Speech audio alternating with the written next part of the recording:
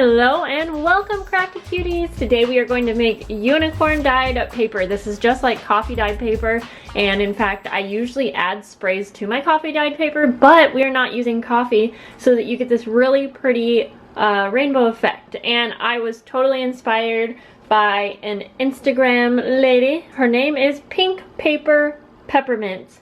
She has a blog and she also has a really cute Instagram, so I highly recommend going to check her out. She had like a little mini tutorial, I believe, on her Instagram. I just saw the photo, my friend Lindsay shared it with me, and I just made it how I thought you would make it. But I know a lot of you would probably want to see how I made it, so I'm going to show you. So the supplies that you are going to need is any type of paper that you want to dye. I am also going to dye some index cards, which I use for journaling cards all the time.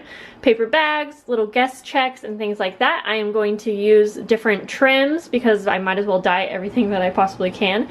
And I'm also going to show you how I use stencils to get a really cool effect. And let's not forget any ink sprays that you have. I do have a tutorial showing you how to make your own if you'd like to do that.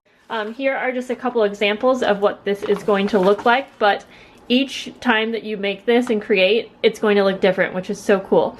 Here is some crinkly paper. I also made little glassine bags out of the parchment and wax paper that I use to protect my area. I may do a separate video showing you how I make my own glassine bags if you want. Here's some index cards, and I'll show you what it looks like in a finished product.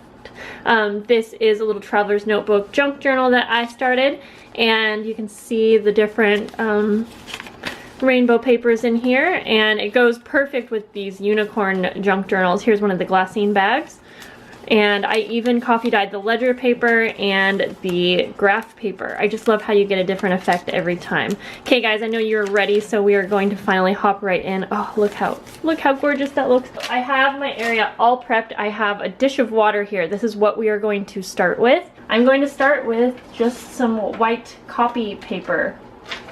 I do like to do this one at a time, but once you get going, it's pretty quick. I have my oven preheated to 200 degrees. You can also use a heat gun. That is a lot more time consuming, just so you know. I like to just start out by getting my paper saturated. I kind of just flip it over. I don't take a lot of time to let it soak. I don't want it to be soaking wet. Then I'm just going to randomly grab, and I like to kind of let the paper float on top here. It totally depends what effect you're going for. You're just gonna play around with it and see what you can create by doing different things. So we go like that. And I love this kind of tie-dye look. So if you quickly grab that out, you can see that the colors kind of meld together. Now what I do is I like to flip it over, and then I like to do this other side.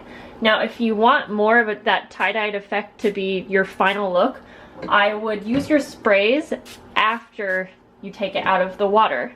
I love how the pink and the blue melt together, but I kind of want my colors to be a little bit lighter just because I do want this to be journaled. I want this to be able to be journaled on. So here we go. I will show you a more tie-dye effect in just a sec. So I'm going to just drape this over my little area over here.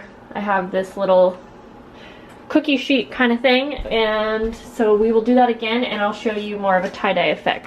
Now I just let my water get these beautiful colors, and it kind of adds to each piece, you'll see.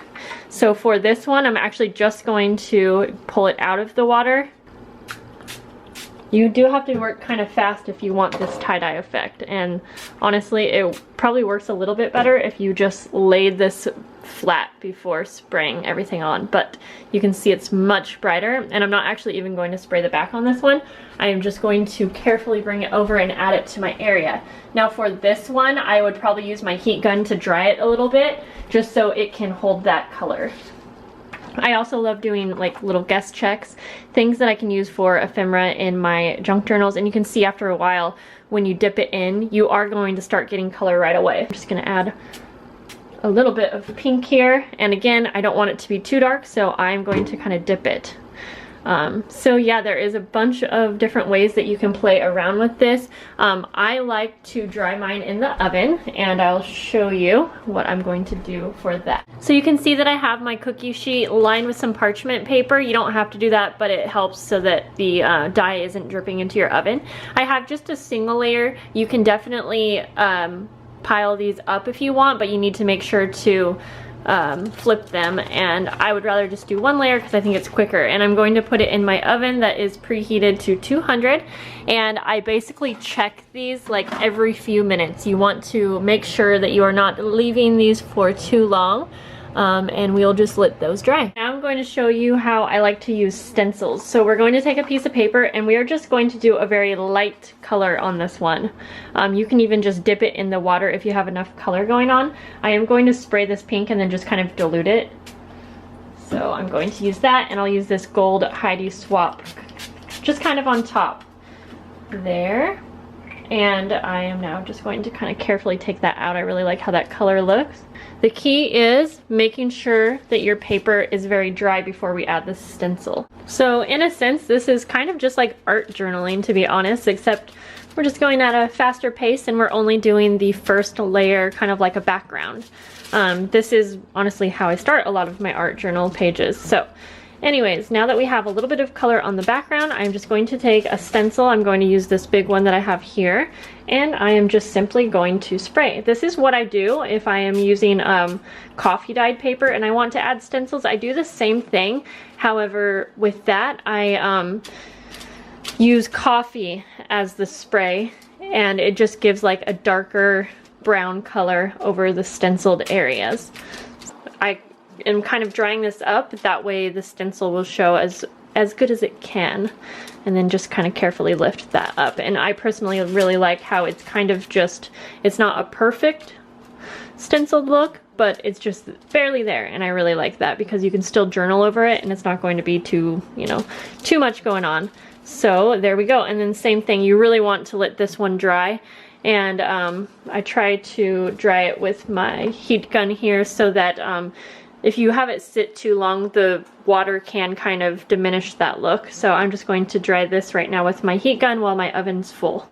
I basically do the same thing when I am dyeing different ribbon trims or fabrics. I'm just going to dip it in here. Now, of course, depending on the color that you want, you might want to start with clean water, but I just want a very random look here. And I use these trims in my journals as well, sometimes as a closure, sometimes, you know, as some embellishment to the page. Okay, so I'm just going to add a little bit of the blue. I love doing colors that mix together well, like pink and blue would make purple. That's kind of what I try to go for, because sometimes you can get somewhat of a muddy look if you are not too careful, but just, you know, experiment and have fun with it. I'm going to add a little bit more blue to this. And if you wanted this to look a little more like pastel, you can just dip it into the water again, but I'm going to keep it like this. I'm going to top it off with little Heidi Swap color shine. A mouthful, and I'm just gonna let this dry, not in the oven, just by itself. So now guys, I am going to continue making unicorn paper. I hope that this tutorial was helpful, and I hope that you will create some unicorn paper. And if you see, like right here, we already have a really good base going on now that we have a good amount of color in our water. So it is pretty quick. You just got to be sure to kind of have an assembly line going. So guys, don't ask me why I didn't think of this genius idea earlier, but I added some glitter to my water, and I just had this Recollections glitter embossing powder. You could just use regular glitter, but that was just what I had and I never used that. And you gotta see what it looks like. So it doesn't really pick up on camera, guys, but there is sparkle all throughout this paper. So I am going to continue adding glitter into my papers. Guys, as I keep doing this, I keep coming up with more ideas. So one other way to get a cool effect is to actually just have kind of clear water. Spray your colors right on top. You gotta work kind of quick. I kind of got this idea from my friend Lindsay. She does this with nail polish, where she kind of dips the color on top and then you just kind of dip And if you go faster, you can get more of a swirled effect, but I do like it and I'm playing around with that, and I think it's awesome to add glitter. I hope that you guys will try this. Let me know if you do, and please be sure to check out Pink Paper Peppermint's Instagram account where I got the inspiration from. I will talk to you guys later. Bye.